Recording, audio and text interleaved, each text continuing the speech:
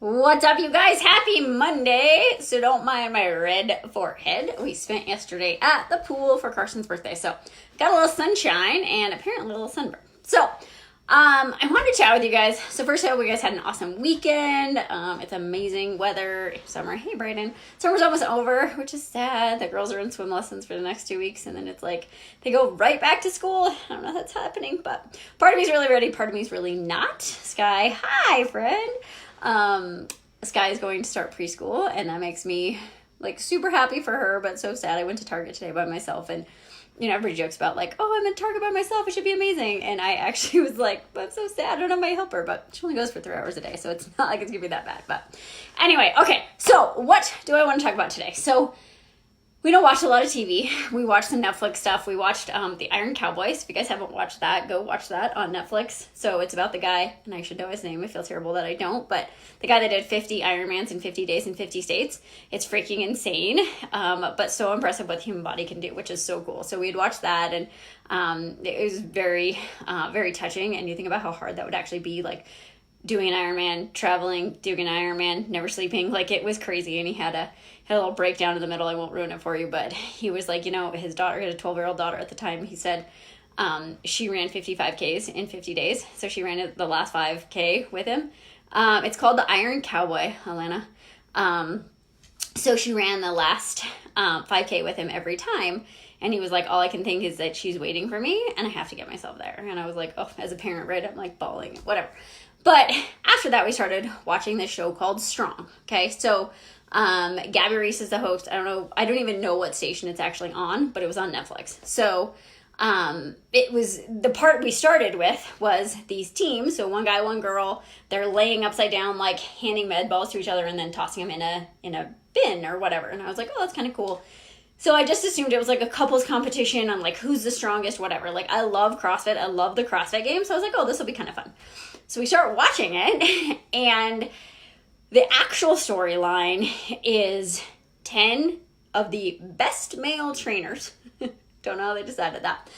You're going to hear my feistiness in this video, so just an FYI.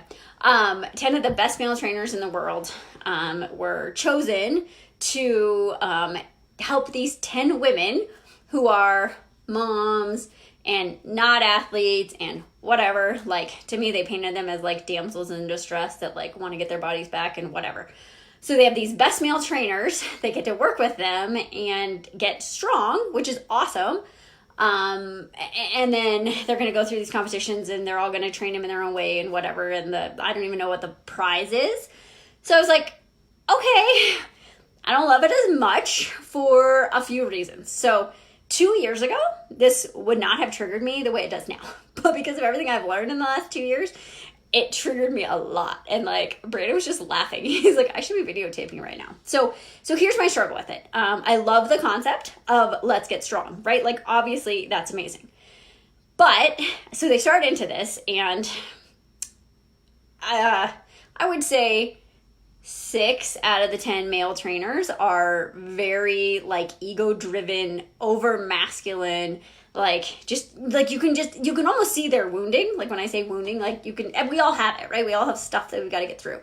And like, you can just see they're so masculine, wounded, whatever. So here's the thing about this. So to be a good coach or trainer, you don't have to be a good athlete. And just because you're a good athlete does not make you a good coach or trainer. So those things in my world are not simultaneous. Some of the best coaches that I've ever met aren't that great at athletes, right? So vice versa, right? And just because you're a good athlete doesn't mean you're actually a good coach. So it was interesting because the coaches are competing with the women, right? The guys are competing with the girls. So I was like, okay, I get it, whatever. So they start with that. So the girls get to choose their trainer based on the guys did some competition, then they get to choose them, right? And they all have different modalities and what have you.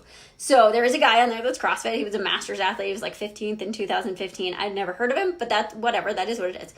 So they started this competition. And so they're working through, how do you get them strong? How do you do this stuff?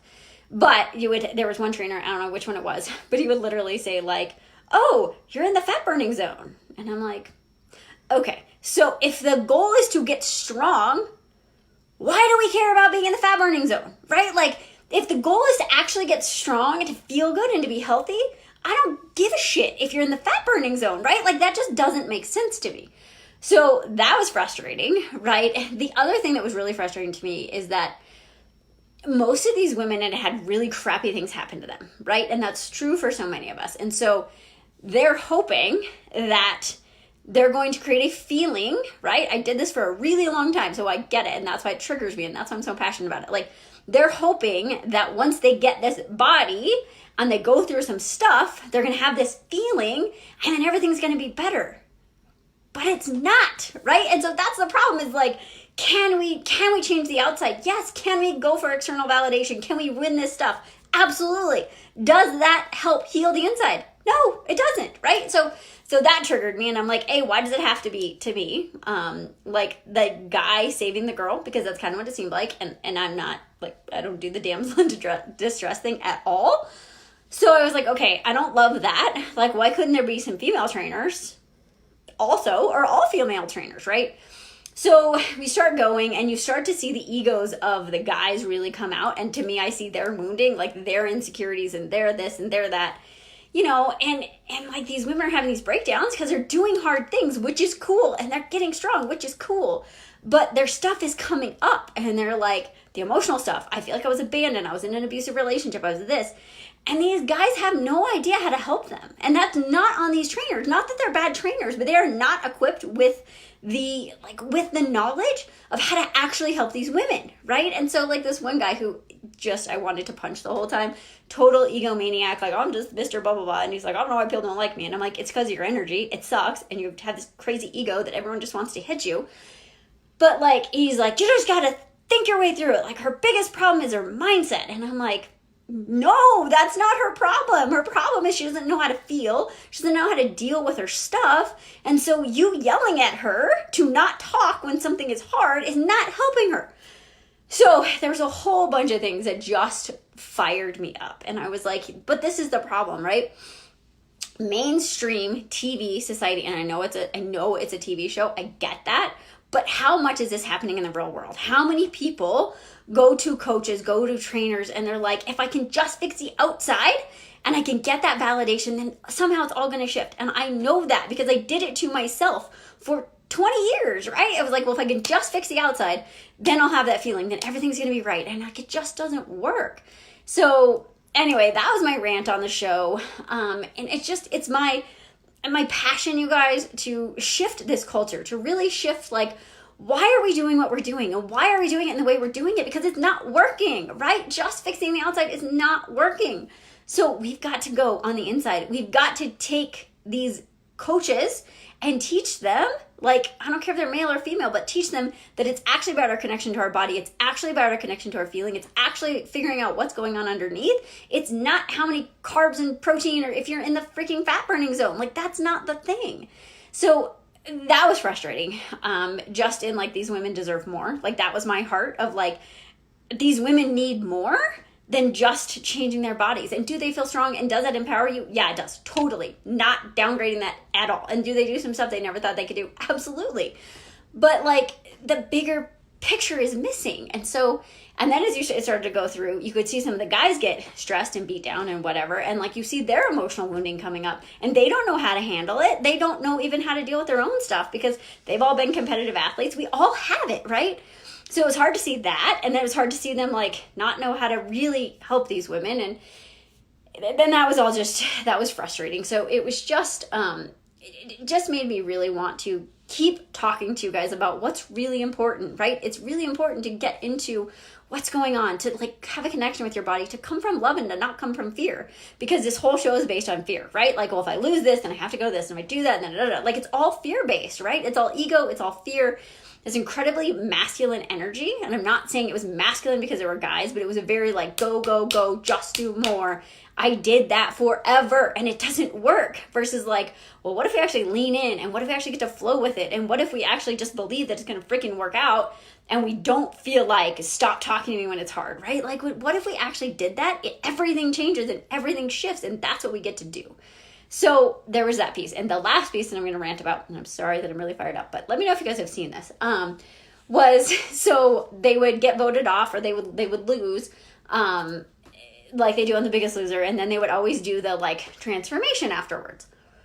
And I'm like, okay, so they didn't do weight, so I'll give them that. They didn't do body weight, but they would do every single one of them. Every single one of them, you guys, went from a size whatever, 16, 12, 20, whatever, down to a 2. Every single one of them. By the end of it, because after they were done, they still got to like train with this person, was in a 2, and they're like, oh, I feel amazing, my body's awesome, blah, blah, blah. None of them were talking about being strong.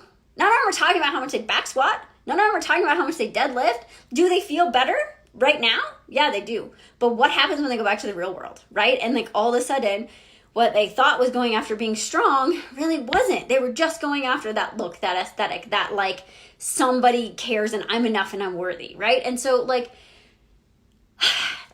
I love the idea of the show. I love the idea of making people strong. And I love the idea of every single woman, my children especially, because they're mine, knowing they don't need someone else to take care of them. They don't need any of that stuff. They can do what they want on their own. They can be strong. They can support themselves. Can they have a guy to provide, to provide for them, but to make their life better? Absolutely. But they get to know that they're whole and they're worthy and they're perfect the way that they are, right? And they get to know that they get to be strong. So it was just really hard to watch, and it was really hard to be quiet about like why I think there's some big holes in this. So I'm going to continue to talk about some of this stuff over the week because I think it's stuff that really needs to be heard. And most of us probably subconsciously do this, right? And that's why it triggered me so much, because I used to say I wanted to be strong, and then I would be like, oh, well, I was 107 pounds on the scale. Okay, well, if I'm going for strong, I shouldn't be trying to weigh 7 pounds less than like I was before I had my first baby, right? Like that didn't make sense. But that's what these women are doing. And how many of us, think about that to yourself, how many of us are actually doing that and not even realizing it? So I want you guys to think about your goals. That's my takeaway for you guys right now. If you have a goal, do you have markers that actually are in alignment with that goal, right? So if your goal is to be strong, you shouldn't be trying to lose weight, right? Will that happen if you're trying to get strong? Will your body composition change? It will. But like, what goals do you have in your life right now? I don't care if they're physical or not. What goals do you have, and what markers are you using to measure those goals? And are they in alignment? Like, do they make sense? So that is my rant. Feel free to share this with anyone that you think needs to hear it. If you guys go watch it, I would love for you guys to go watch it. Tell me your take. Like, how does it feel for you? Like, not someone in my shoes. How does the show feel for you? Do you think it's empowering? Do you have the same visceral response that I do, or is it totally different? Because it can be whatever it is for you, but that's just how it feels for me. So that's my Monday rant. I love you guys, and I will talk to you guys soon.